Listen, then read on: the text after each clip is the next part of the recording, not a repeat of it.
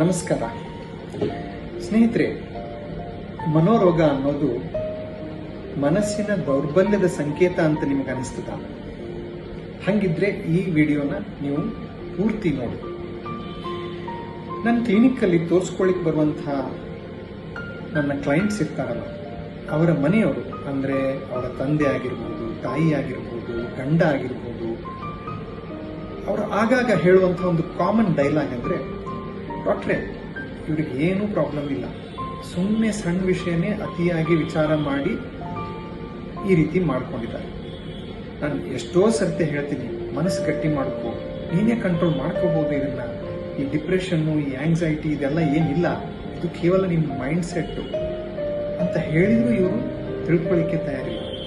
ಇಲ್ಲ, ನನ್ನ ಕೈಲಿ ಆಗ್ತಾ ಇಲ್ಲ, ನಾನು ಡಾಕ್ಟರ್ ಕಡೆ ಹೋಗಲೇಬೇಕು ಅಂತ ಇವತ್ತು ನಿಮ್ಮ ಕಡೆ ಬಂದಿದ್ದಾರೆ, ನೀವಾದರೂ ತಿಳಿಸಿ ಹೇಳಿ ಅಂತ.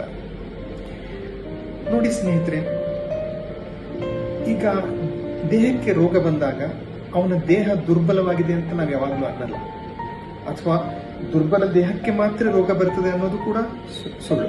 ಅದೇ ರೀತಿ ಮನಸ್ಸಿಗೆ ರೋಗ ಬಂದಾಗ ಅದು ಆ ವ್ಯಕ್ತಿಯ ಮಾನಸಿಕ ದೌರ್ಬಲ್ಯ ಅನ್ನೋದು ಕೂಡ ಅಷ್ಟೇ ಸುಳ್ಳು. ಹೇಗೆ ದೇಹದಿಂದ ಅತಿ ಸ್ಟ್ರಾಂಗ್ ಆಗಿರುವಂತಹ ವ್ಯಕ್ತಿಗೂ ರೋಗ ಬರಬಹುದಲ್ಲ, ಅದೇ ರೀತಿ ಮನಸ್ಸಿನಿಂದ ಅತಿ ಸ್ಟ್ರಾಂಗ್ ಆಗಿರೋ ವ್ಯಕ್ತಿಗೂ ಕೂಡ ಮಾನಸಿಕ ರೋಗ ಬರಬಹುದು. ಇದು ಒಂದು ರೋಗ. ಇದು ಮೆದುಳಿನಲ್ಲಾಗುವಂತಹ ಕೆಮಿಕಲ್ ಇಂಬ್ಯಾಲೆನ್ಸ್ ಇಂದ ಒಬ್ಬ ವ್ಯಕ್ತಿಗೆ ಡಿಪ್ರೆಷನ್ ಆಗಲಿ, ಆಂಗ್ಸೈಟಿ ಆಗಲಿ, ಇನ್ನಿತರ ಮಾನಸಿಕ ರೋಗಗಳು ಬರ್ತಾರೆ.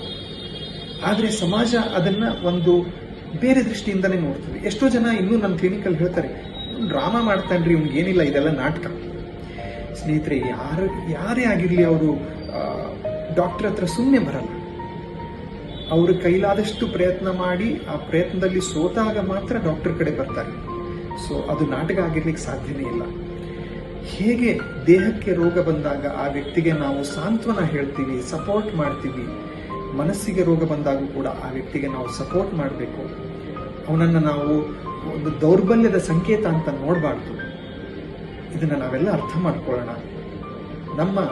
ನಮ್ಮ ಸುತ್ತಮುತ್ತಲಿನ ಜನರ ಮಾನಸಿಕ ಆರೋಗ್ಯವನ್ನ ಕಾಪಾಡುವುದರಲ್ಲಿ ಮತ್ತು ಹೆಚ್ಚಿಸುವುದರಲ್ಲಿ ಕೈ ಜೋಡಿಸೋಣ. ಧನ್ಯವಾದ.